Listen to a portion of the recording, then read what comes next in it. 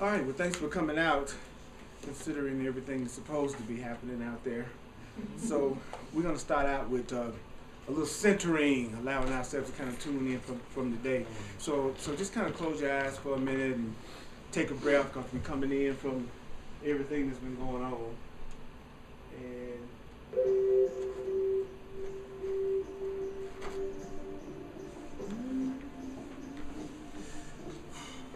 so as you think about what we're going to cover tonight, think about that you don't have to believe it, you don't have to accept it, you don't have to welcome it. Some of the ideas are going to be hard to believe. Some of it's going to be quite startling. You're not asked to judge it at all. If you just use it, you'll see that the ideas are true.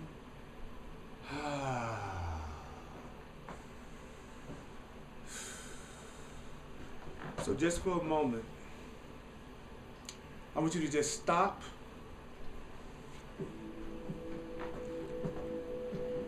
and look within your mind.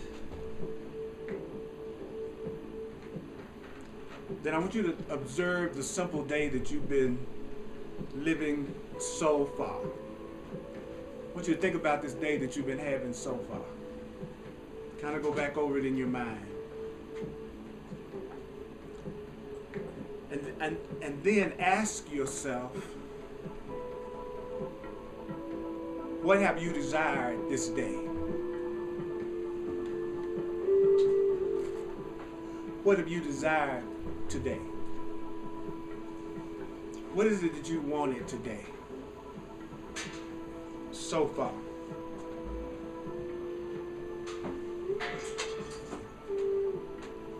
I want you to allow your memory to bring back to you the choices that you made today. Think about the choices that you made today. Think about the choices that you made today.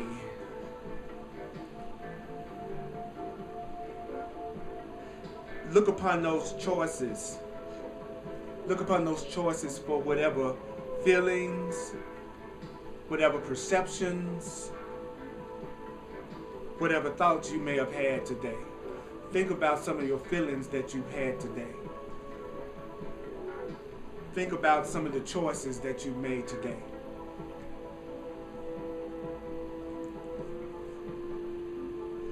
And no matter what the choices were, if some of your choices you didn't feel too good, or maybe you were upset, or some of your choices that you felt really great about, I want you to look upon your choices with perfect innocence. No matter what it was, it's all right. Look at it with perfect innocence. Just simply observe. You might say, oh man, in that moment I certainly was not desiring peace. In that moment I certainly wasn't desiring perfect remembrance. And so all you want to do is say, how interesting. Don't judge it, just go, I went off today on somebody. How interesting. I felt real good about something I did today. How interesting. And if you can find a moment in this day that you've lived so far, even if you begin listening to this right now, if you look back, you might discover that there has been at least a moment in which you were not choosing to desire the remembrance of your connection to Source, which some people call God.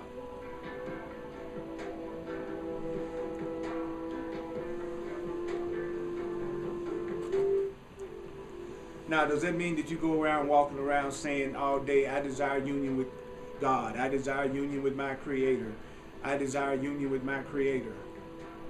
No, those are just words. The desire is a feeling. The desire is a feeling to have that union with God, which is the same as saying that union with love, that union with joy, that union with happiness. You want it to pervade your heart. You might say that I feel it in the body. which is really just the depth of your mind anyway. And as you look back through this day, see if there was a moment in which you were using the power of your mind to decide against your happiness. Was there any moment of this day that you were using the power of your mind to decide against your happiness? And when you find that moment, just look back at that moment when you were deciding against your happiness. Observe that moment when you were doing something that was not bringing you peace, or thinking something that was not bringing you peace. And then simply tell yourself, you know, I could have chosen otherwise. I could have chosen otherwise.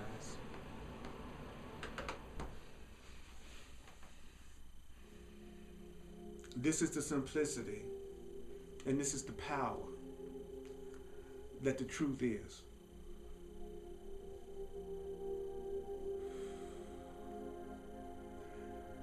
Do you know that your world remains uncaused by anything outside of your own mind? Yet within your own mind you have complete dominion. Within your own mind you have complete dominion. It's about being within that one mind of your true self that your individual power occurs.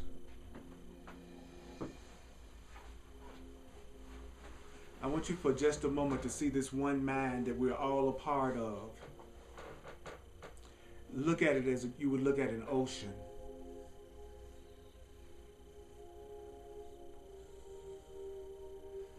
That you see all these individual waves arise in this one ocean. And it's all made of the same substance.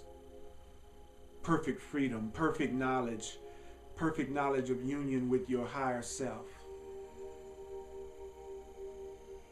And in that freedom that you have, in that one mind, you have the power to decide, you have the power to desire, and that's present.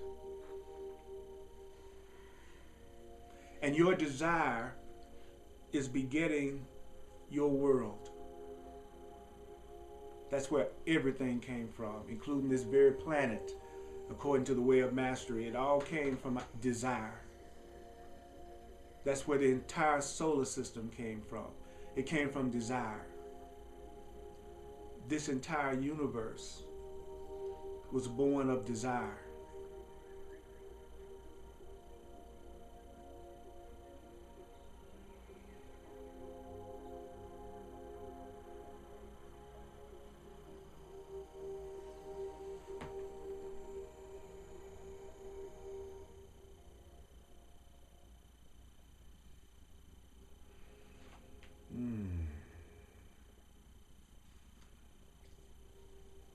So was there any time today that anybody in here chose anything other than perfect peace, joy, and bliss?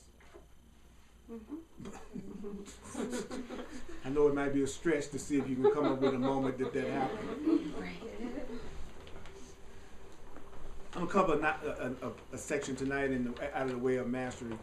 It's called the key to transformation. Assuming complete responsibilities on page 243 if you got the book. Now, what I love about the way of mastery is that it talks really nice and weird, and it really tells us things that we don't necessarily hear every day in the world.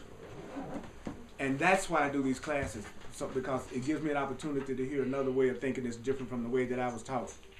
And I've noticed that it really works, and it really creates miracles in my life in ways I never would have dreamed of. So it's not necessary to always understand something so much as it is to know how to operate it, how to get it to activate in your experience.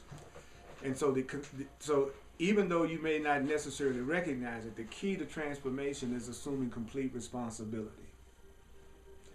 And so I'm going to go through a little of it, and then we're going to discuss it, and then we're going to go through a little bit more and ask questions and discuss it, and that way we'll see how far we can go tonight. Because this is a very powerful section that might bring up one or two things in you. Okay. The keys then to the transformation of your lived experience while your body lasts is to assume complete responsibility for how you're choosing to use your mind. Remember, only you can think a thought, so only you can have an idea. That idea cannot enter your domain over which you have complete dominion unless you send it an invitation. That's simply the way it is. So I'm not having any thoughts that I didn't invite. Thoughts don't crash the party. Thoughts don't crash the party. They don't just come into your mind and you didn't have any choice and all of a sudden you're thinking the way that you're thinking.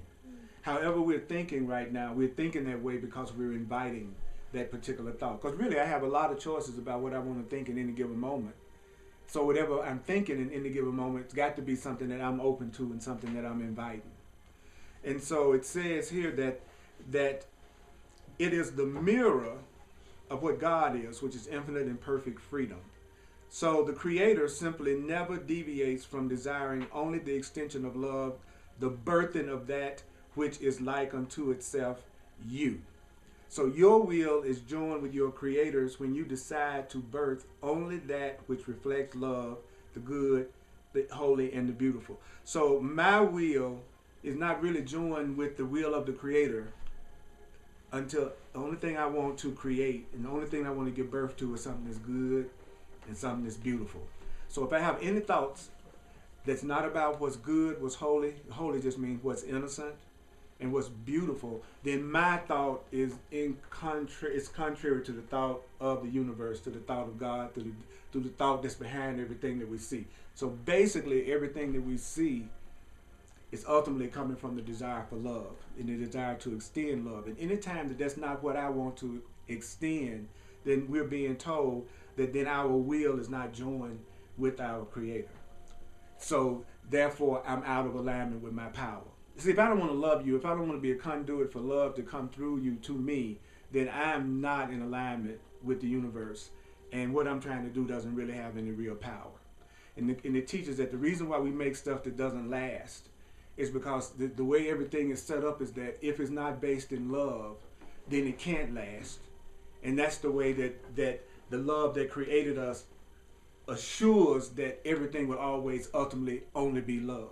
So anytime we try to make ourselves unhappy in any kind of way or do anything other than bring ourselves peace or allow ourselves to be used for peace for someone else, then whatever we make is temporary and whatever we make doesn't last. So the only thing that lasts is something that's rooted in the desire for love, in the desire, which is, he says, which is the desire to experience infinite and perfect freedom. So love is actually freedom, even though we think love is limitation. Usually when someone says they love you, then you're getting ready for a whole lot of rules, boundaries, and limitations and scripts. It's usually just the opposite. That's why when someone says they love you, you go, oh, okay, wait a minute, say anything but that you love me. Because now I know I got a lot of expectations in most cases that's going to be put on me. So our definition of love is actually the exact opposite of what love is. You know, so the truth is, it's only when you really want to be free that you're in alignment with love, which is great. So he says the mind as you come to know it will deceive you into thinking that, well, if I live that way, the loving way, 95% of the time, then what the heck? 5% of the time, I can do something else. Right? I'm trying to be cool 95% of the time. I'm trying to be sane 95% of the time. So maybe 5% of the time, I can do something else. Right? Sounds reasonable. But people ask the question many times, why is it that my whole day isn't peaceful? Well, the part of your day that's not peaceful is the part of the day that you're not applying the truth to. Right. You know, so if I apply the truth honestly within myself 95% of the day, then 95% of the day, I'm going to say I'm having a very peaceful day. But the minute I go back into projection, blame, being a victim, seeing myself as not being enough, having a grievance, hating somebody, then that's going to be the moments that I'm not going to be feeling peace and I'm not going to be feeling happiness. So that kind of explains why we go through so many different moods during the day. Mm-hmm. Because the moods are coming from our constantly changing interpretations of the moment. Mm-hmm. So a mood is, so me changing my mood is nothing but me changing my definition of this moment from the definition I had 5 minutes ago. So moody people are just people who are constantly changing their mind about the moment and how they're going to see the moment. And they're going back and forth between I'm seeing the moment in a peaceful, loving way. Now I'm seeing the moment in a way that I'm losing and things aren't going right. Now I'm seeing this moment in a way that it really feels good. Now I don't feel really good. So the moods are coming from not constantly being focused on the freedom of my innocence and love. Does that make sense to everybody? Mm-hmm. So if you're a moody person, you're a person that's inconsistent about the way you see the moment. There's no consistency in the way you see things. So if you're seeing things in a way that's not loving 90% of the day, then you're going to say 90% of the day I had a lousy day. And then the average person then is going to sit back and then expect the day to itself to change so that they'll feel better. Mm-hmm. They don't go, oh, I need to change my perception and my interpretation of what's going on. They go, let me see if I can call somebody who can show me a good time. You know, we'll try to come up with some exterior thing that we can do to get ourselves out of the mood, rather than realize we're the one that's generating the way that we're feeling right now. Okay? So it says 5% of the time I can do something else. It says that's absolutely true. Yet the more you come to truly desire only that which reflects the truth of what you are, you will be able to tolerate less and less variance within yourself. So the more I desire a reality that reflects the truth of me, which is that I'm valuable, I'm significant, I'm powerful, I'm unlimited, the less I'm going to be able to tolerate the BS in my experience. The less I'm going to be able to tolerate all the ups and downs that I used to put myself through all the time. So one of the ways that you know that you're beginning to wake up spiritually is you will not be able to tolerate the things you used to tolerate. And you will not be able to put up with the variance from your happiness that you used to be able to put up with. So that's why when any mind truly begins to awaken, the mind becomes more and more painful to continue certain thoughts or behaviors that do not reflect the deep desire of the heart. So the more you wake up, the more painful it becomes to continue certain thoughts and certain behaviors that you used to do all the time. So it actually becomes more painful not to allow yourself to experience the love you deserve the more you start to wake up to who you truly are. They're just things you won't tolerate anymore. But if you tolerate crap more than ever before, then at some level, you're still asleep and not really getting in touch with who you are. See, most people think you come to classes like this so you can tolerate and handle all the stuff better that's going on that makes you unhappy. But really you come into classes like this to remove all the blocks to the awareness of how powerful you are and how much you deserve love.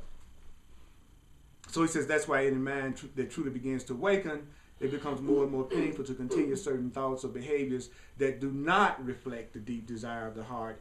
This is why the gap becomes less and less, which is the gap of unconsciousness, the gap in which your mind tries to defend its choices and perceptions, until finally your mind rests in complete vulnerability, your mind lives in complete innocence, and your mind no longer, and please listen carefully, your mind no longer fears change within its system of thought.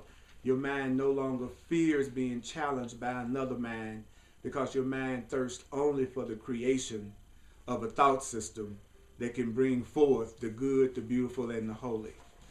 So,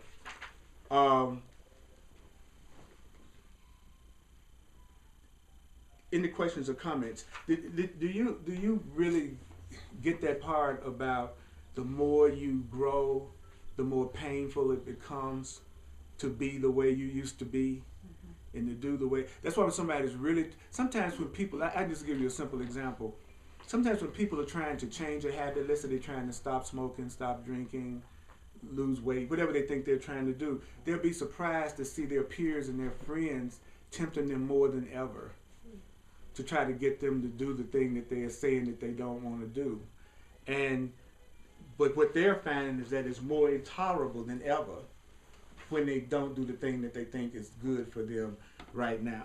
So right now, is that happening with any of you, where you are noticing that you reached your limit in some area, and that when you try to go back to your old ways of thinking and doing, it's just much more painful than ever before? Yeah. Any questions, any comments about this? When you say that we can't tolerate this anymore, Mm-hmm. it doesn't mean that we're going to be in a state of anger or upset all the time, does it? Or does it just mean we'll just maybe not be friends with people that we used to be friends with, or we move away from situations that... Yeah, in this context, it's not like if a stove gets too hot, you get angry about it. You just can't tolerate the heat on the stove, so you get away from it. So anger isn't really necessary. Yeah, it's just that you make sure that you get away from the hot stove, right? Because you can't tolerate it the way you used to. Okay. You know, I can choose not to be around a person without judging them. That's what he's saying. You know, I don't have to put you down for this not to be a behavior, or action, or a thought that I no longer want to use anymore. So therefore, I can't take it when I'm putting myself in that situation the way I used to. It's like I could never be in a relationship with now where I'm arguing and attacking with somebody all the time. But I can remember when I actually saw that as normal. Mm-hmm. That almost every day y'all into something about something, and then you're trying to get the other one to act the way you want to, and they're trying to get you to act the way they want to, and then you're blaming them for what's going wrong, and they're blaming you. And you really thought that was normal, but once peace really becomes your goal, and you believe you deserve to have peace and joy, you can't tolerate being in a situation like that. And you would simply choose out of it because it becomes unbearable. Because you know that the truth of you is that you deserve love, and you deserve peace, and you deserve joy, and you deserve abundance. So you just can't put up with it anymore. You're getting in touch with your spiritual power. Mm-hmm. Something I've noticed too, it just doesn't make sense for me to put myself in that situation. Yeah. You know? Mm-hmm. It's just like, what? Why would I do that? You know, that kind of realization. Yeah. Why would I do that? Why would I continue to keep myself in a situation that's causing me pain? You know, why would I do that? Oh, I tell you why I would do that. Because I have lost sight of my value, and there's something about me that thinks I don't deserve to have it. And so that's why I would do it. Now I'm beginning to value myself, so I go, that doesn't make any sense. You know, sometimes I just freak out when I look back at the stuff I put myself through. Right? Oh, yeah. Yeah, I put myself through. You know, yeah. And a lot of times I did it to punish somebody else. I actually would make myself miserable just so that somebody else would be unhappy. So that every time they looked at me and they saw how miserable I was, it would be a witness to how guilty they were. You see what I'm saying? If I'm blaming you, then I got to be PO'd all the time and upset all the time so you can see how worthless you are and how cruel you are. So I used to make myself miserable to punish somebody else. That's really brilliant. That's a brilliant way to do it, isn't it? But I did it, and I'm still tempted to do it sometimes. Yeah. Mm-hmm. So if we're tolerating less and less, does that mean we have to be even more vigilant because the ego gets more and more subtle in its attempts to disrupt our Absolutely. Absolutely. Vigilance is the most important part. You have to be vigilant for love and peace. So, but it's impossible for your ego to hide if you always remember that any form of lack of peace is your ego. Anytime you're feeling any kind of lack of peace, then you're listening to the voice of fear and the voice of untruth and not the voice of truth, because the truth is always going to empower you. Yeah. So if I'm feeling bad, then there's a thought behind that feeling, and that thought is some kind of thought that's not true about my power and something that's not true about my ability to change the way I'm looking at it. Because some things are really clear. It's like, oh, I wouldn't put up with that anymore, but then something else will come along that I didn't even realize existed that I have to realize I won't put up with. Right. Well, I tell you a good example of that. The idea that love is sacrifice. Mm-hmm. You know, we think it's normal that if you're in a relationship, you sacrifice, and then that's love. But that's also another form of the ego and another form of fear, because nobody that loves you would ever ask you to sacrifice for them. They wouldn't ask you to give up what you really wanted for them. That would, which would make you feel resentment at some level, anyway. So still, that I know now. Oh, okay, sacrifice isn't love either. So if I'm getting ready to sacrifice, I know I am also giving my power away. and I'm getting ready to get into some form of resentment. Mm-hmm. But your feelings are the one right use of judgment. If you are willing to get in touch with how you feel, it's very difficult to be fooled. But intellectually, you can tell yourself anything. Mm-hmm. Y'all know that. Mm-hmm. It can be a situation you know you shouldn't do it, but you'll talk yourself into it. And you come up with very legitimate reasons why you should do it. But how did it feel? That's what you want to pay attention to. How do I feel? So is it okay to say that it's not really so much what I do, it's how I make myself feel about it? Because I can really do anything if I see it correctly. The most important thing is how you choose to feel about it. Right. And how you choose to interpret it. Right. But there's also situations where there's an action that you can take that's symbolic, that'll show that you really mean what you're thinking. Because action is nothing but a thought in physical motion outwardly perceived. So an action is a thought. So in other words, if I say that I'm getting ready to have a brand new, more loving relationship with you, then an action that I could take to show that I'm willing to do that is I'd say, hey, I really appreciate you. And I really appreciate everything you do for me. And you're a total blessing in my life. And I'm really glad that I know you. See, that's a thought in physical motion outwardly perceived. So it would have more power than me thinking I appreciate you, but never saying it. You see what I mean? But then if I'm upset with you, I go, hey, why did you do that? See, people don't hesitate to express their anger, but we'll be very bashful and secretive about our love. And so the Course in Miracles teaches that any happiness that you have that you don't express, you forget you had it. So that's like if you really laugh out loud because you had a good time, you'll remember you were happy. Because you'll say, the last time I was with you, I just laughed and we played. See, because it was expressed.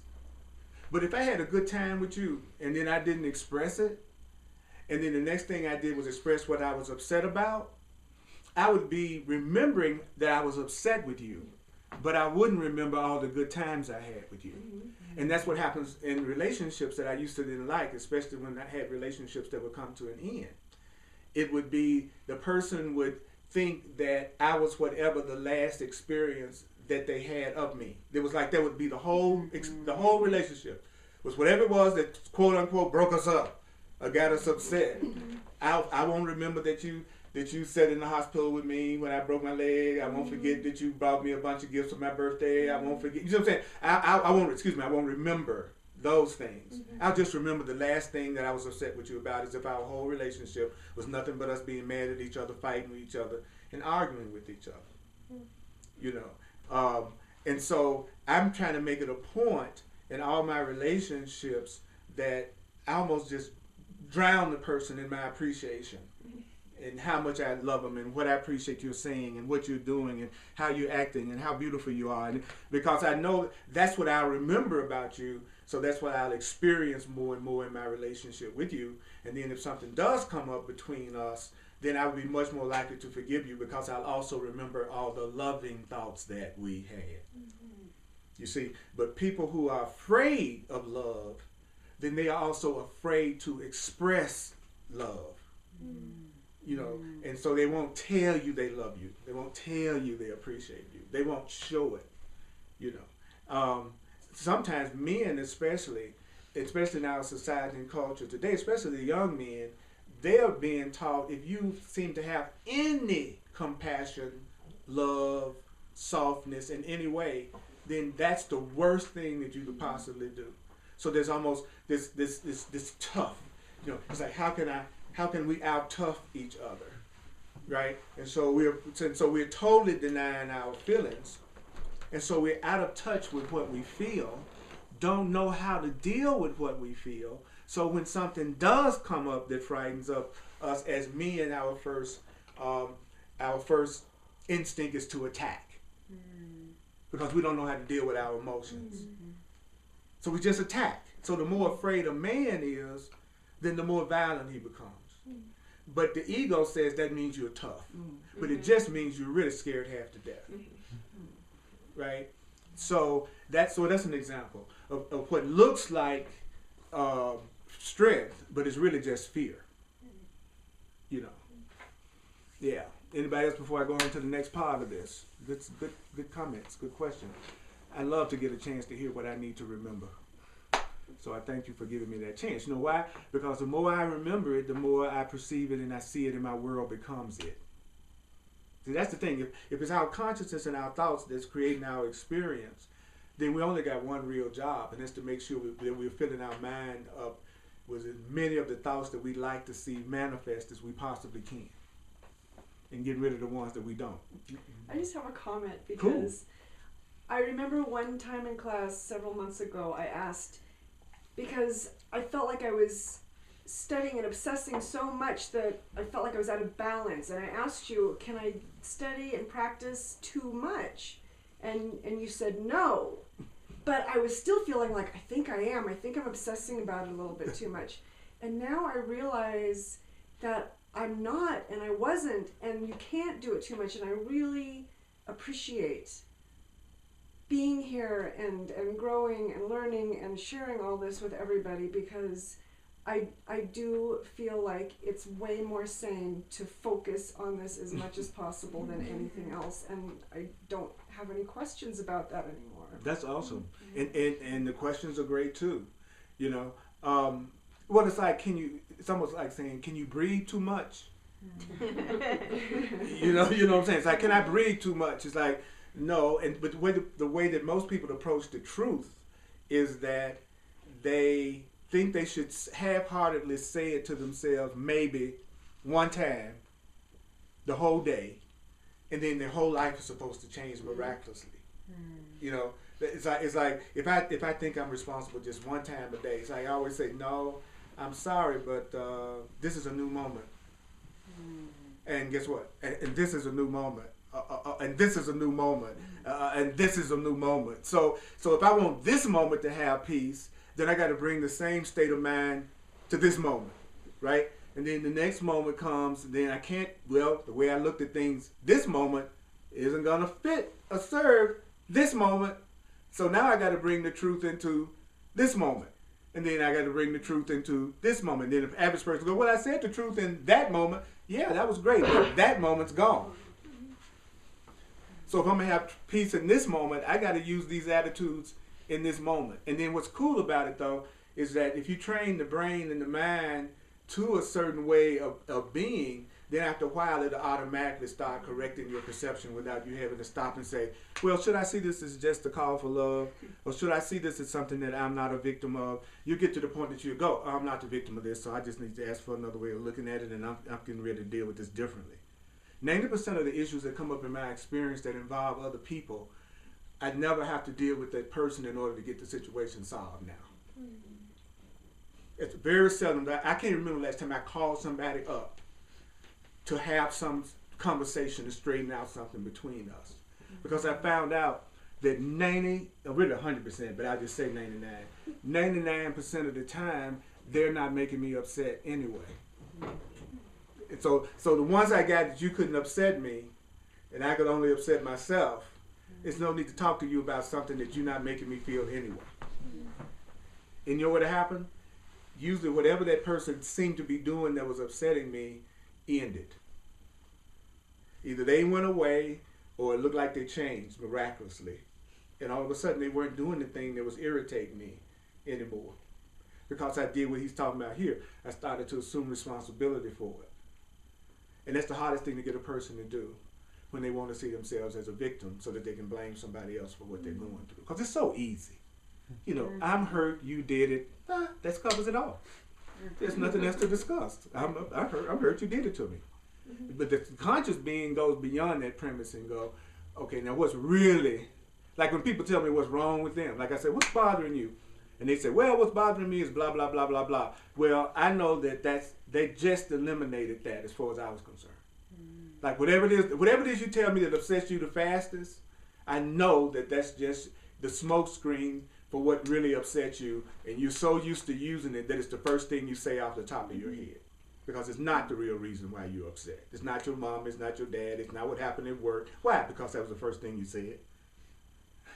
It's really something deeper than that. You know, it's your sense of separation from what you love and what brings you peace, and your creator and your source and your power is what you're upset about. You're feeling powerless in that situation. You're feeling like a victim in that situation. Whatever it is. Mm-hmm. I agree, because I remember before Thanksgiving you were saying, you know, if someone says something that, just like smile and say loving things and everything. Family's hard to deal with. My sister and I, it's pretty hard for us to get along, especially because we're both Tauruses, so we're like, and we were sitting there and she's like, your eyebrows are uneven. And I was like, kind of teased her back a little bit. I was like, thank you for making me feel awkward. Like, just like that. And like 10 seconds later, Rachel and I just moved into a new house. I was like, hey, do you want to come over to my new house? Maybe you have some opinions, you know, like what you think we could do with it, decorate and stuff. And it was weird. She like hardly ever talks to me. And then she just started talking to me for the rest of the day and really opened up, and it was really cool. Good. Well, you were glad she opened up. Mm-hmm. Right. See, sometimes people don't want to forgive people because they think it means they might have to go to lunch with them. You know what I'm saying? Sometimes you don't want to connect with the person, which is what you think might happen if y'all on good terms. You ever thought about that? That there's some people you actually don't, you want to keep your grievance because you don't want to be around them. And so your mind says, well, if I forgive them, then it means that I should want to be around them all the time, but they might want to be around me all the time. And so in your situation, it was a situation where you were glad to see that shift in your all's relationship, you know. And that was, and she must have been really bored at the moment that she made the comment about your album. You know what I'm saying? Like, if that's, she had to be, that's the first thing that came to my mind. I said, wow, she might need to get a life. There might be a little need for her to put a little bit more excitement in her experience. You know, if you zeroed in on my eyebrows, there might be a need to look a little bit deeper into your reality. Yeah. You know, but the way you looked at it was great. Like I always tell people, I say, are you happy? And they say yes. I said, I don't mess with them. So if somebody tells me they're happy, and they're peaceful and they're not attacking, I'm not going to try to find out what they're thinking or doing wrong, even though they're happy. You know, it's like, hey, if you're happy and you feel good about the connection that's happening with your sister, then you got the right perception of your sister. Because you can't have a wrong perception of someone that you feel joy about. There's no such thing as a wrong perception that's joyful. I mean, truly joyful. Like some people say they could be killing somebody and it's joyful, but it's not really joyful. They might be saying it feels good to kick your butt, but it really doesn't. It's just a very temporary thrill. And then later on you have to deal with the guilt of that and the pain of that. Plus the karma of that. Because people don't realize all that you give is given to yourself. So everything you give is coming back to you. And it might not come back to you through the person you gave it to. But the law of cause and effect is an effect. So somehow or another it's going to come back to you. And it might come back to you in the form of what you think of as financial loss. And you won't even see the connection between when you went off on that person and it looks like over here you're going through some lack. But you set that energy into motion, you know. So if every time you get ready to attack somebody, if you thought of it as money coming out your bank account, you'd be amazed at how much more you think about it before you attack somebody. If you looked at it as, oh, this represents the loss of something that I value, no matter what that is, you'll give it a second thought. Because it really does. Because if you have a grievance and anger, the Course teaches that it blocks your blessings, it blocks the flow, it blocks the abundance in your life. It's no accident that people who most condemn wealth and wealthy people are usually the ones that have no money. They don't realize that it goes together. You know, you're a hater for the person that's got money and prosperity and abundance, but you're having a hard time paying your bills and you don't see the connection that if you're attacking it, that's telling the universe you don't want it. So the universe goes, oh, okay, so you're attacking wealth. Obviously, you're not someone who wants that. Be better to go, that his wealth is my wealth. Your love is my love. Your happiness is my happiness. Your good is my good. See, now I'm asking for it. Deep. Little simple things like that make all the difference in the world to what happens in your physical reality. Alrighty. That was good. Let's see what else we got. This is a deep book. I'm telling you, if you ever get a chance, you might want to get it so it can just blow your mind. Now, what happens when your mind is strong, powerful, and healed? Now, I'm going to cover the way you're going to be when you're totally sane and your mind is totally healed. Would you like to hear that? Yes. Yeah. That'd be like something good. Okay, the first thing that's going to happen when your mind is healed is that your mind will no longer explain. You won't feel any need to explain yourself to anybody. How does it feel? The next thing it says is you'll no longer defend. Like if someone says, I don't believe in the Course of Miracles or the way of Master, I think what you're doing is crazy and it's stupid and it's other devil and you're going to hell and every other thing you can think of.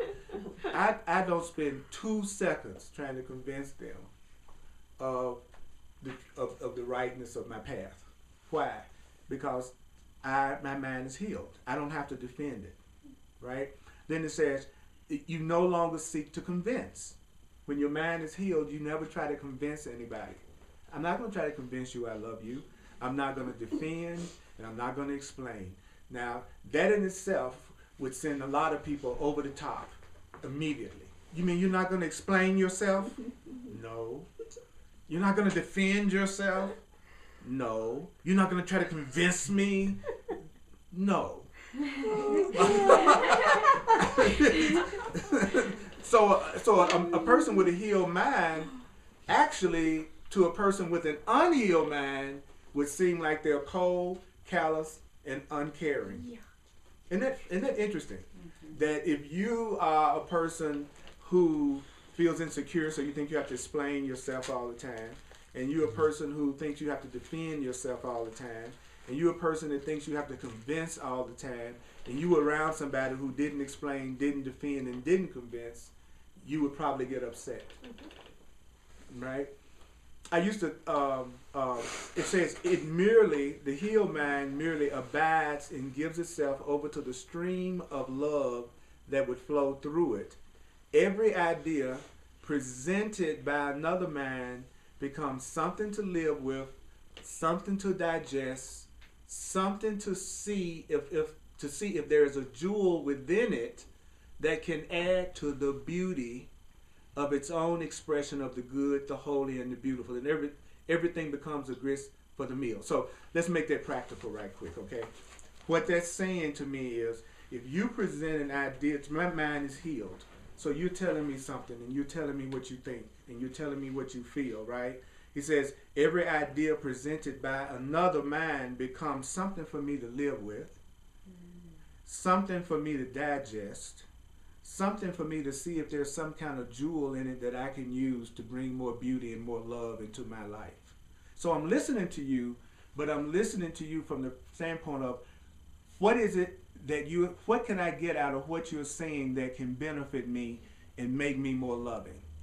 That's interesting. Would you imagine what it'd be like if all day long you were listening to people and digesting what they're saying because you're looking for the jewel in what they're saying?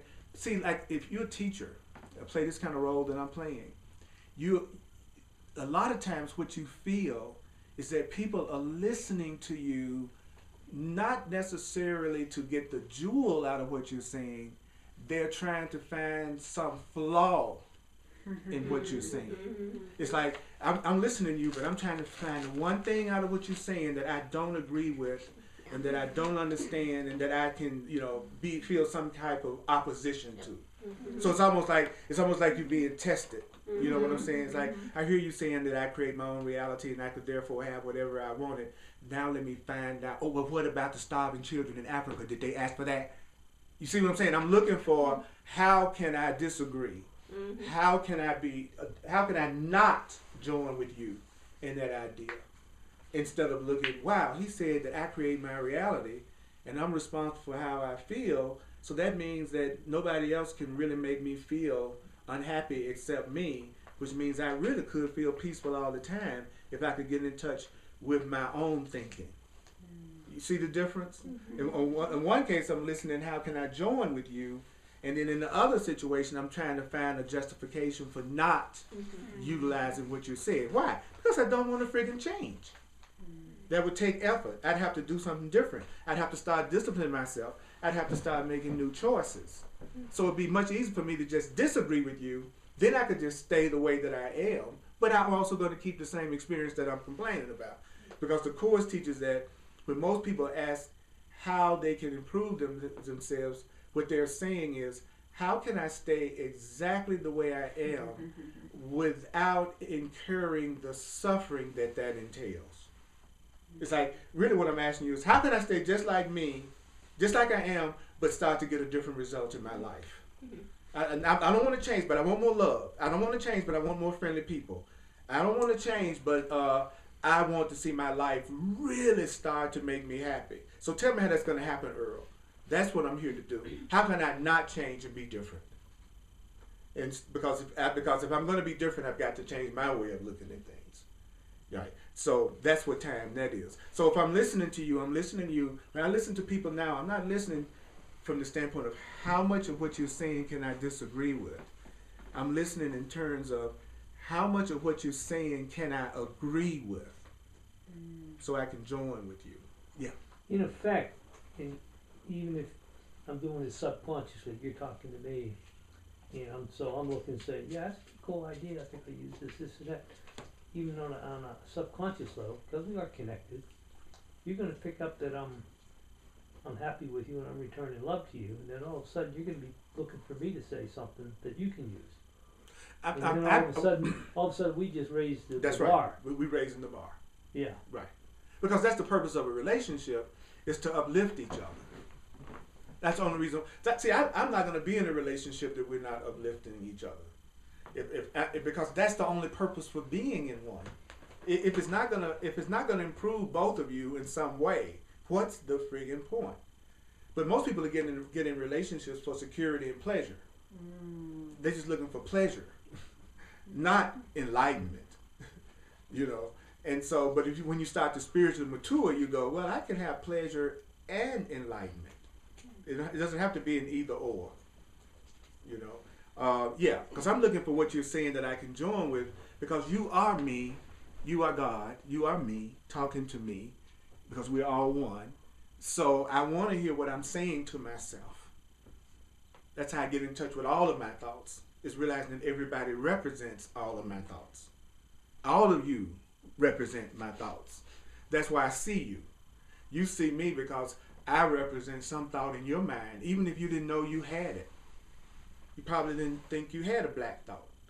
But you got one.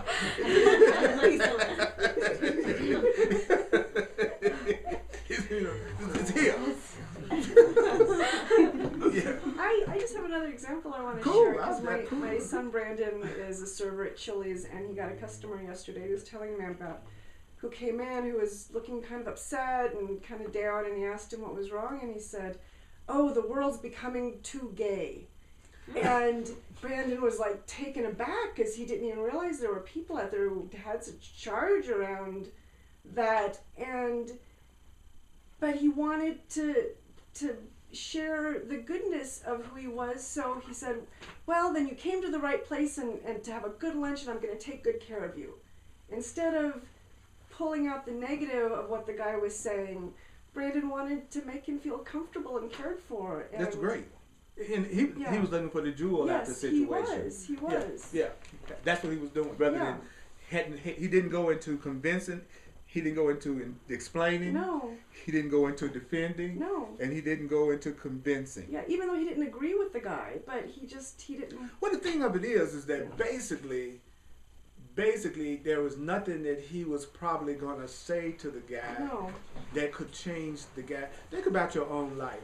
Think about how seldom you change some deeply held belief because somebody says something to you. Yeah. Think about how seldom in your life that happens. That you got a really deep belief about something, and then someone says something to you, and you completely change your mind about it 100%. That's I'm not saying it doesn't happen, but it's very rare. So so the possibility that he would change that guy's feeling, but by him answering his call for love, he took his focus off of it, which was really good. He put it because if you can get him the truth is, he's gay. Yes. Number one. Yeah. Okay? That's the first thing. The thing that you revolt against is the thing you're most vulnerable Yeah, we to. talked about Right. that So people too. who are homophobic Yeah. are really people who are homosexuals, Yeah. but they don't know it. Yeah. And so that's why they're rebelling against it. Yeah. So the Course says what you revolt against, you believe in. Mhm. So if I'm revolting against the idea of sin, I believe in it. If I'm revolting against religion, I believe in it. If I revolt against God, I believe in it. Whatever, because if you didn't give it any power, you wouldn't have the emotional reaction that you're having to it. So the fact that I get so like when you talk about racism, I know the people who get the most uncomfortable when you talk about anything racial, because they say they're offended, are usually the people who are most racist. You know, or else you could talk about it. You could joke about it. You could do it. So it took me a while to get to whatever I'm reacting to and revolting at. That's my belief system that I'm not aware of, that I'm being made aware of. Projecting. You're projecting. So there are people who be very upset by what I just said, that if you're homophobic, then you got homosexual tendencies. It's like, well, why is it bugging you? You know, why are you giving such power to it? Why are you so upset about it? You know, so that's what he said. If you are comfortable with it, you don't feel any need to defend it. The more I believe in metaphysical spiritual principles, like I create my own reality, I'm not a body, I'm spirit, the less I feel a need to defend it, but I also meet less and less people who challenge me about it. It's really interesting. It's like when I'm trying to convince myself of something, is when I have the most opposition from the world. That's why when people first get into a new thought system, it seems like their family and friends seem like they oppose them or make them feel like they're crazy or what's wrong with you. It's because they don't believe it. You don't believe it yet, so you get a reflection of your lack of belief coming back from your environment in the form of your family and friends who say, hey, that's some nutty stuff. Because you believe it's some nutty stuff.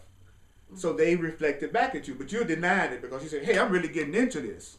See, I'm in denial about it. But the part of me that didn't believe this 2 weeks ago, it's coming back to me as my friends and relatives saying, hey, man, that's some pretty strange stuff that you're dealing with. Those are my doubts. So the more I accept something is true, the less opposition I get from my world about it. You know, so it's hard for me to remember the last time I got into anybody opposing my belief system, because I believe it now. So don't be surprised when you first try to change your mind that you come up with a lot of opposition from your world, because you don't believe it yet. So your world's reflecting it back to you that you don't believe it yet. And so that's why I suggest to people when they're first trying to change into a new way of thinking, stop trying to communicate it to people when you're not clear about it yourself yet. It would be better to say, come go to the class with me and check this out, because I am more clear about it. You see what I mean? So that's where you do it first. When you're trying to get really solid in a new belief system, you don't try to explain it to anybody else, because you just come off, in most cases, seeming kind of stupid. Yeah, you'll feel crazy yourself while you're saying it. You'll be trying to explain it, and next thing you know, you'll be going, oh, that just sounds kind of nutty there, right? You're right. You know, wow. All right, anybody else before we go further?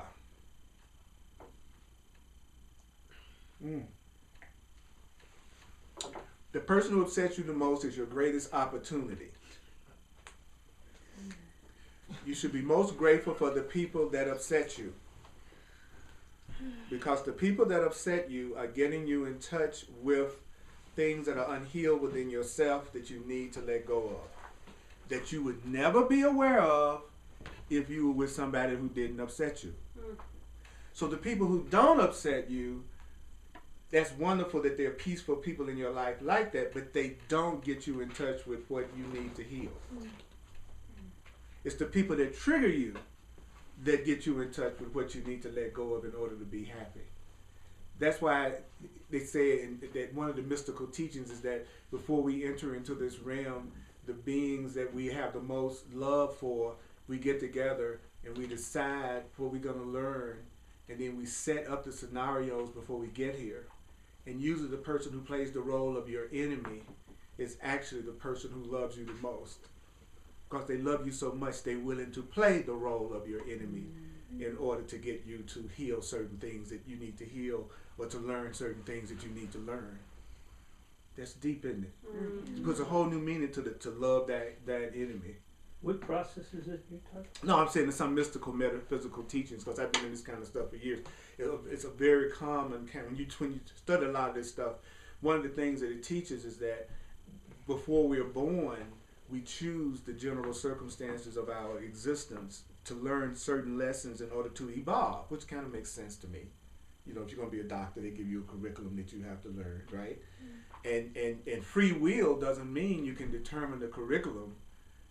Free will means you can decide how much you want to learn at any given time. So that means that if I say I want to be a doctor, they tell me what courses I'm going to have to take, right? Where my free will comes in is I'm the one who decides when I go to school and how many hours I take. So that's what the course is teaching. The same thing he says, if you're going to be happy, there are certain rules of thought you have to obey if you're going to truly be happy. It's just, I'm sorry. You know, if you're going to have peace, you can't murder.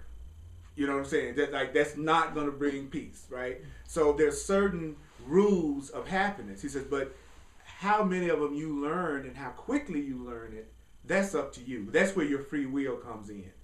But what it takes to experience love, those laws have already been established. So that's like the once I get here, like being a black male was a total commitment, right? It wasn't like the once I got here I could go, I think I'll be white. You know, and a woman. You know, except for when I got in the course. When I started teaching the course, I was a white woman in the South. But that's a whole nother story.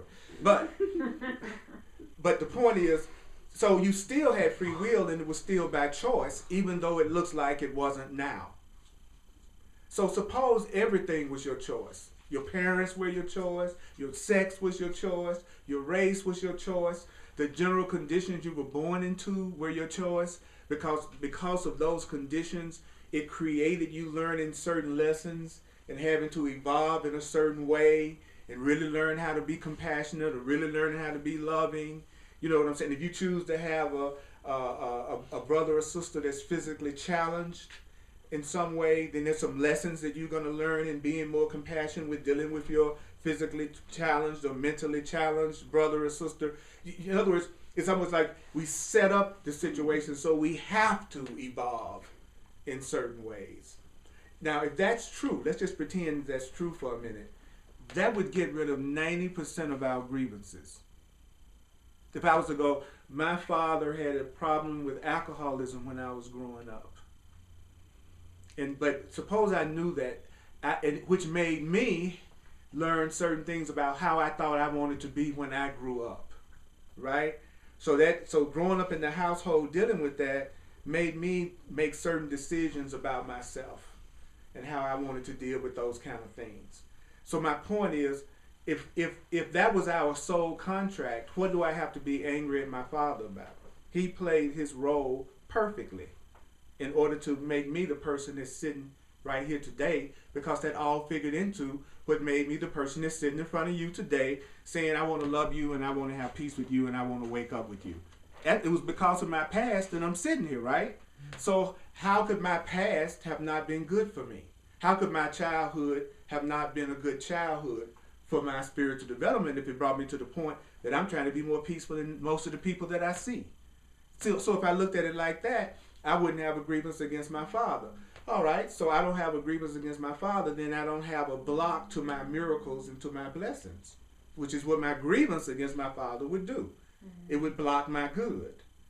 So I could look at my past and go, it served a higher purpose for me. It didn't always feel good, but it served a higher purpose for me. Then I would be free of having to constantly analyze my childhood to determine what went wrong so that I could be okay again. Because guess what? Nothing went wrong in my childhood. It was all divinely planned. Now see the difference between how that would make you feel in I'm a victim of my father who did me wrong, and because of that, I'm not a really. You see what I'm saying? The victim perspective is not empowering ever. But to say, hey, I had a hand in this. Now I'm not a victim of my father. There's not anything to forgive him for. At the very least, everything he did was a call for love. That was a symptom of his own cry for help, his own feeling of unworthiness and guilt. You see, so that's what we're learning, is that it's the way I look at it that's determining how I feel. Always, it's how I'm looking at it is determining how I feel. Yeah. So, are you? I'm kind of lost here. Are you saying that every scenario or situation in my life thus far was my choice? Right. At a soul level, not at the level of necessarily you sitting there today and saying, well, I'm consciously choosing it. But what I'm saying is that everything that's happened to you has happened from your own consent, so that you would ultimately become more powerful, more loving, and free. Even if it didn't look like it, it was contributing to your growth in some way, your awakening in some way. Okay. Yeah. Yeah. But think about it. I can't prove that to you, right? But does that perception make you feel more powerful than the perception that you were just a victim of everything that's happened to you in your life? So if I can't wrap my head around that, just try to think that way? Right, and here's a cool way you can do it. What you could do is say, I'm giving everything all the meaning that it has for me. It's my interpretations that's determining how I feel. That's where I would start. Okay. You see what I'm saying? The way I'm looking at it is determining how I feel. Start there. But if you could go, this is where I like to do it. I don't know how I created that. I don't necessarily know why I created that, but I created that. That's the way I do it. Okay. And then when I do that, it clears up. And that's why now it's not even an issue with me anymore to say I created it. Because what I saw was, if I kept saying that, but not from a position of blaming and beating myself up, which is a different thing. Oh, I created that. Oh, I did it again. Oh, I know I'm the one that's doing that. See, that's not taking responsibility. That's not what I'm talking about. That's what the average person does, and they think they're taking responsibility. No, when you take responsibility, you feel more peace. I go, okay, for whatever reason right now, I'm the one that's creating this, and it's serving my best interest in some way that I don't necessarily understand, but I'm going to claim that this is somehow being helpful to me. See the difference? Mm-hmm. And that makes you feel more powerful and not like you're such a victim of the situation. I'm the one that's responsible for every relationship I've ever had with any woman my whole life. I created it. And everything that happened to me with them, I was the one that asked for it, and I received it exactly the way I asked for it. And they gave me exactly what I wanted in the situation with them. And if it was something about that situation that I didn't like, in this moment, I can choose for a different kind of relationship, and I can choose to do my relationships differently. So that's the way I look at it. So then I don't have to try to forgive her, because I forgave her by taking responsibility for what I experienced with her. That was me forgiving her. That was my forgiveness, when I didn't blame you. And I said, you know what? Our relationship was a collaborative venture. I'm the one who contributed to it just as much as you did. And what could we choose differently now? We could choose to do it differently now. And if that person doesn't want to, then you go, all right, that's fine. I'm going to choose out of this. You're innocent. You can continue to do it the way that you're doing it. And I'm going to let myself have something different now. See, that's the same way of doing it. But this is the way the insane man does it. I can't just consciously choose out of a relationship with you peacefully. So what I've got to do is I've got to get justification for separating from you. So now I've got to project on you that you did something to me and you're a horrible person, so that I can feel okay about leaving. See, most people, they can't leave peacefully. So what they do is they create a justification for leaving by having something I'm critical of you about. Mm-hmm. What's funny is, in my experience, society, it's like, you just leave peacefully. People are like, wow, they're crazy. They just left. Yeah. For no reason. But Yeah. if you have like a drama or story, then it's justified. That's what I'm saying. The world, the Course in Miracles teaches that the world always pats you on the back when you say it's somebody else's fault. That's like if you want the world to pat you on the back, then you go, they're to blame. The world's just right. They did that to you. You know, and if you're a conscious being, you go, I did that to myself again, and I'm going to choose differently now.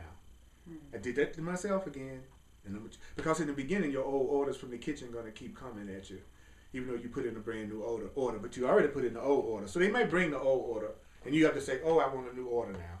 So you have to take that back to the kitchen. So when you say you want a different kind of man, the old type of man you used to have is going to show up for a while because you put in a lot of orders in the kitchen, right? Right? And then you have to, and then when he shows up, you got to go, no, I got a new order from the kitchen that I've ordered. And so at first, your old beliefs are going to show up. If you say, you know, you go, I'm not going to get high no more, then all your friends going to bring you an ounce. You know what I'm saying?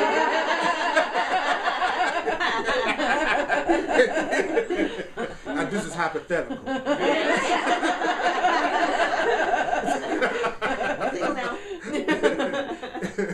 But we know obviously people in Colorado feel innocent about weed. That's obvious. And when you see a commercial on TV like I saw, I mean the whole thing the day I saw in the news where they was all the prep work that's going to be ready on the 1st for all the people. They got pot tours they getting ready to have. They got restaurants. They were showing cupcakes, pot. They were showing. It was a trip. And I was saying, you couldn't have told me I would be seeing something like this in a million years 20 years ago. Right. You know what I'm saying? So I've let go of what I think can happen. Okay? So, which makes for a more interesting life, right? You know, so that's what I'm saying. As you say you're going to change and your old orders that you used to order show up, you've got to be strong enough, even the temptation's going to be there to have one more little taste of that cake, you know, to go, no, I have a new order now. In my new order, we have respect for each other, we communicate, we don't blame, we do it differently. You know, but the old order's going to come for a while. And the trick is don't accept it. And the temptation is going to be there because you've done it so much. But now you want something different. That's what he's saying to us, you know. And then ask yourself, well, what was the jewel out of that relationship? What was the jewel out of that conversation? What did I learn? You know, it's like if you meet somebody and you're interested in being in a relationship of some type, this would be friendship, not necessarily romantic. But especially if you're thinking about you want any kind of romantic relationship with somebody. See how they feel about their ex. Just ask them how they feel about their ex. If they go, that bitch, you know what I'm saying? They're not quite ready yet. But your specialness will say to you, but I'm different. He wouldn't feel that way about me. You understand what I'm saying?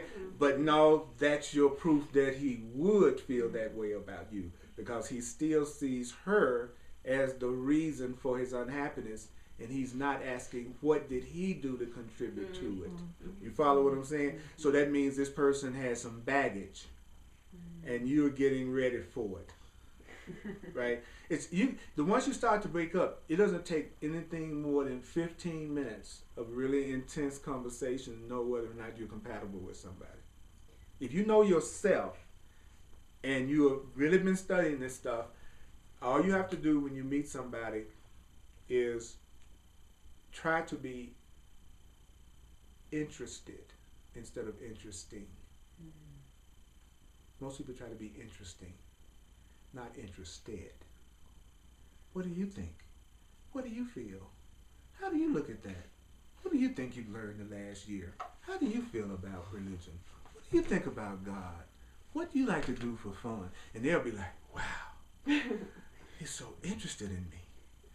Wow, somebody's actually asking me what I think. If I spend the whole evening with somebody and they never ask me one thing about myself, they're done as far as I'm concerned. If the whole evening was them talking about themselves and they didn't ask me one single question about me, well, thank you for letting me know you're self-absorbed. You know, we're getting together for a date the first time and you want to meet me at McDonald's. Thank you for letting me know you're cheap. You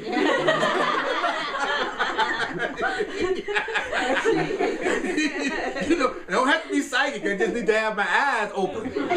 You know what I'm saying? We're not as complicated as we think we are. That's the thing about it. We're not complicated really at all. You know, the Course in Miracles says everybody you're looking at has one desire if they don't have a desire for God. It's just specialness. They want to be significant. They want to be treated special. Everybody you see, they want specialness, some kind of way. They want to be singled out. They want some kind of attention, some kind of way. That's what they want, and everybody's going about it in their own way. You know, it's funny. It's like I used to think that, you know, there were like different kind of women and different kind of men. You know, but 99% of the women you meet gonna want the same thing. They're gonna want a meaningful relationship. That's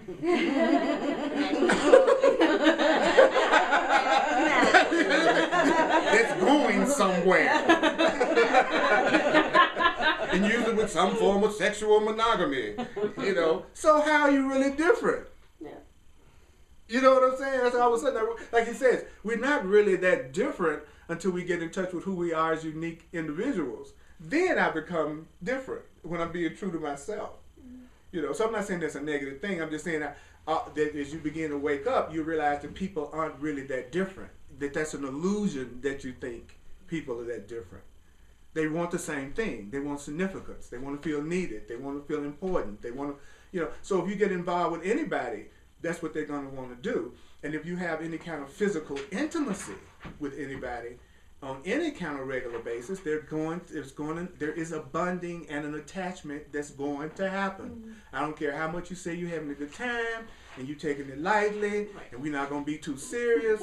You know, you can't do consistent physical intimacy without some serious bonding going down.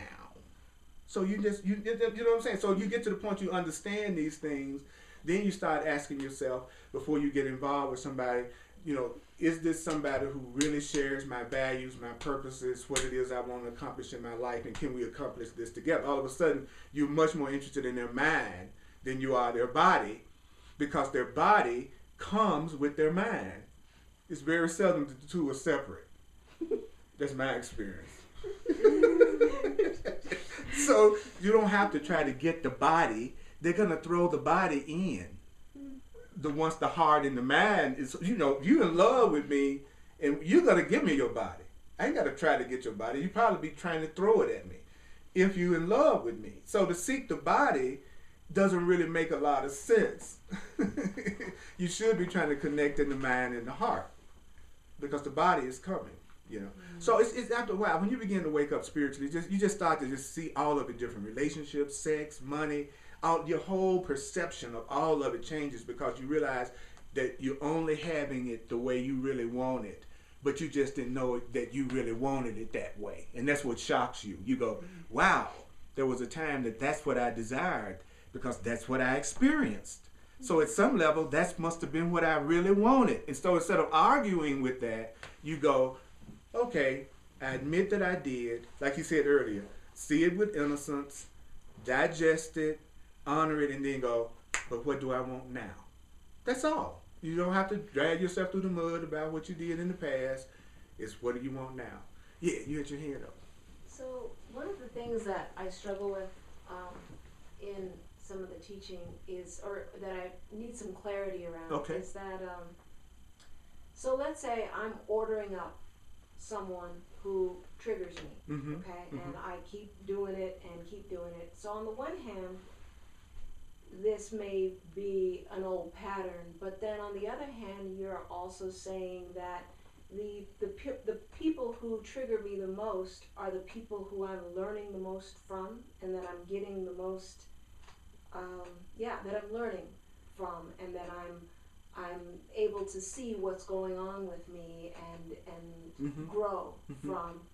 So at what point do you just say, you know, enough's enough? Like, you know, and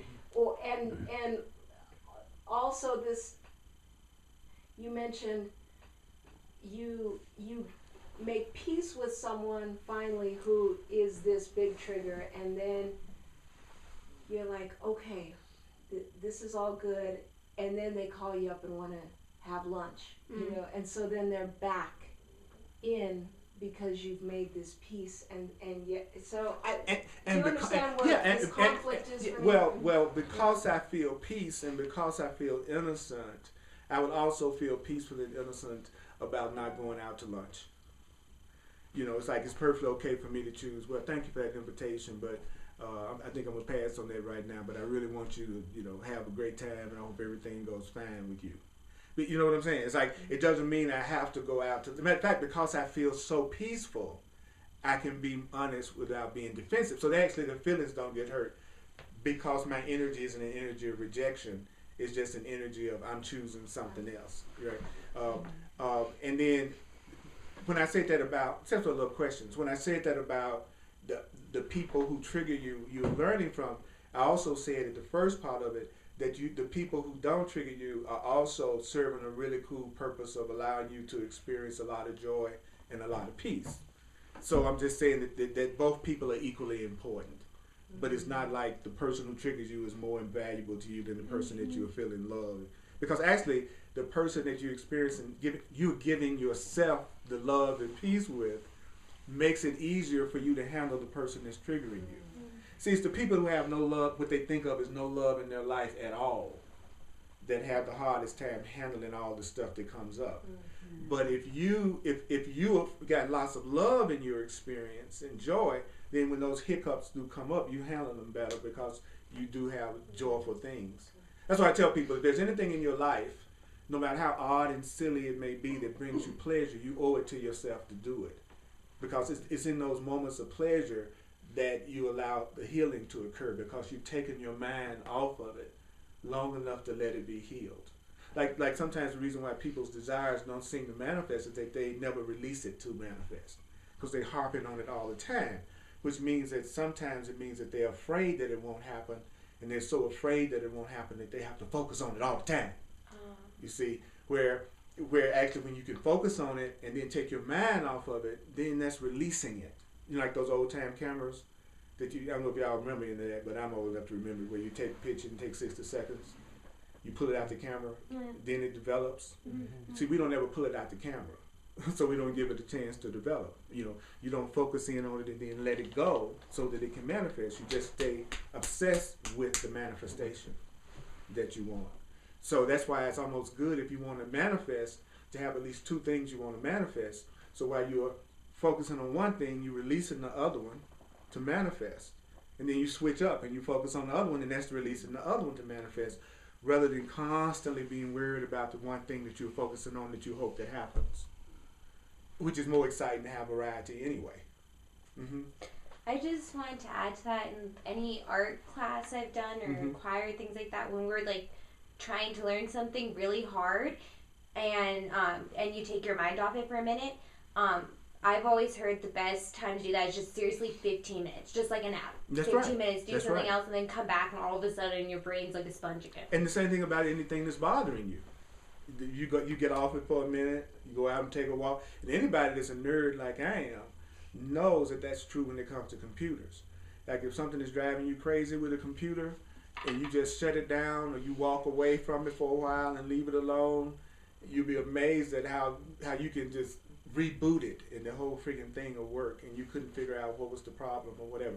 So the universe is telling us every kind of way possible that release is as much an important part of manifesting as the desire is. You know, I always have more relationships offered to me when I'm in one. I always have more jobs come to me when I have one. I always have more money come to me when I have money. I bet you'll find the same thing is true. When you don't need it, it's there. But the minute you get into a needed place, it looks like it's nowhere to be seen. You know, so when I want to manifest something, what I try to do is get in the frame of mind that I don't need it, which is the same as saying I'll give myself peace if I have it, and I'll give myself peace if I don't have it. You know, I like to have a new car, but I ain't gonna freak out if I don't get one. It's nice if I have one. It's nice if I don't. I'd like to have one. You see, then I gotta have it, and if I don't have it, I'm gonna lose my mind. Then that's the thing that never seems. You know, I gotta have them. If I gotta have them, that's the one that never call you. You know, because it isn't about need. We don't have. It's like the Course says. You know, it's different It's different going out in the world to experience something because you believe it's there than to go out in the world to experience something because you believe you don't have it and you have to go get it. That's different. So he says if you're going after something from the perspective that you don't have it, then you don't find it because you don't believe you have it. But if I go, I know there's love here for me, I know there's satisfaction here for me, and I'm curious to see how it shows up, that's different than nobody loves me and I'm going to go out here and get somebody that loves me.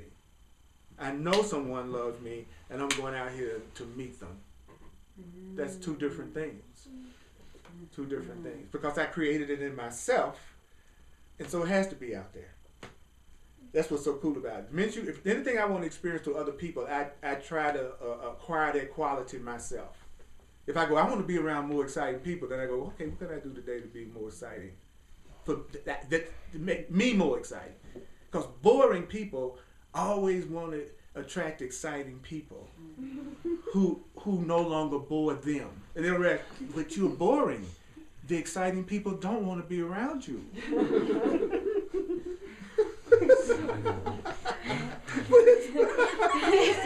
But you see people like that all the time, just boring as hell.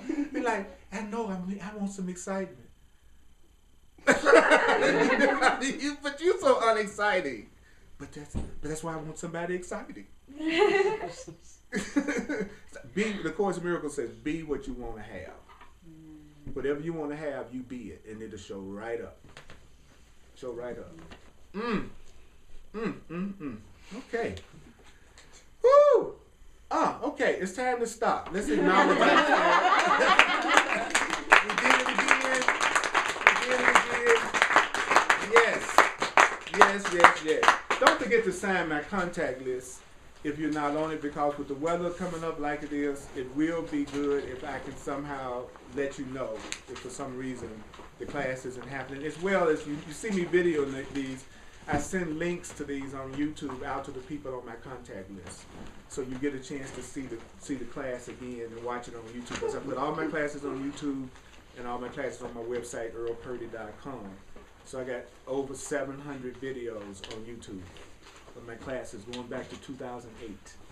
So if you want to reinforce these ideas, you can do it. I'm going to do the financial expression of appreciation. I really thank you for sharing with me. I'm a full-time teacher of this stuff, so it's what I do in the world. So I really appreciate you giving to yourself through me. Let me give you this, Donna. Those of you watching online, thank you for all the comments and emails that I've been getting. And if you'd like to make a financial expression of appreciation, you can go to my website, earlpurdy.com, and also do clarity sessions, personal one-on-one sessions with me that I apply the truth to whatever it is you think you're going through that you'd like to see a new perception of. And I use astrology and numerology also for those who are interested in me using that, as well as the Course in Way of Mastery. So I'm here to be truly helpful. That's why I'm on the planet. It's the only thing that's fun for me now is being of service. So thank you so much. Okay, so we got about 3 minutes.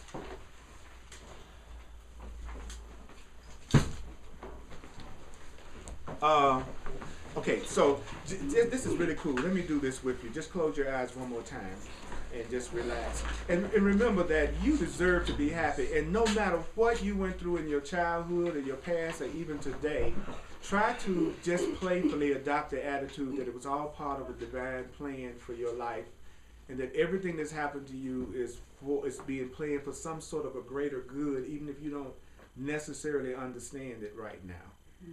And that will help release you. When you are in any moment, where you are in any moment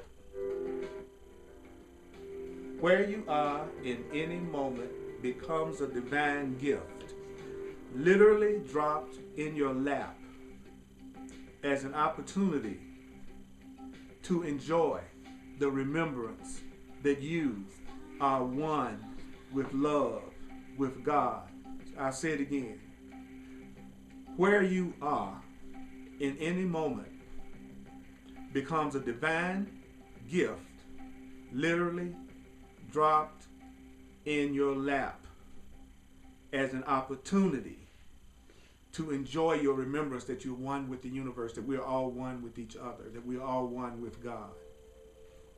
An opportunity to remember that everything you are seeing, everything that you are seeing, everything that you are seeing is a passing illusion, in the sense that it seemed to have a purpose that seemed concrete.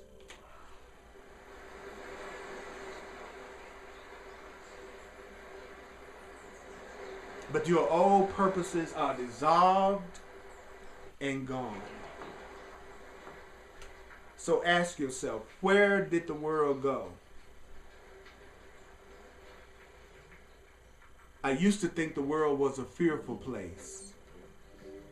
I used to think the world was a fearful place. I used to think the world was a fearful place. I used to think the world was a fearful place. I used to think that I had to get ahead. I used to think that I had to get ahead. I used to think that there were those who could victimize me. I used to think that there was those who could victimize me. Now I just see harmlessness. Now you just see harmlessness. You see nothing out there that can add anything to you. You are simply at rest and at peace, delighting at play in your Creator's kingdom. So, I am simply at rest and peace, delighting at play in my Creator's kingdom. And where you are, love abides. I said, where you are, joy abides. Where you are, abundance abides. You are simply at rest. You are simply at peace. And tell yourself,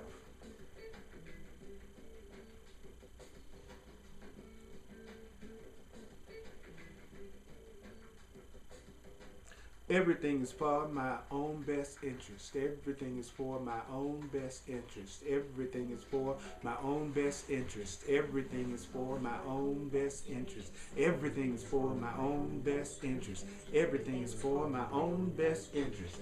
Everything is for my own best interest. Everything is for my own best interest. Everything is for my own best interest. Everything is for my own best interest. Everything is for my own best interest. Everything is for my own best interest. Everything is for my own best interest. Everything is for my own best interest. Everything is for my own best interest. Everything is for my own best interest. Everything is for my own best interest now. Oh yeah. Appreciate y'all, mighty companions. Y'all awesome. Awesome. Don't forget to sign the list, and hugs are also available.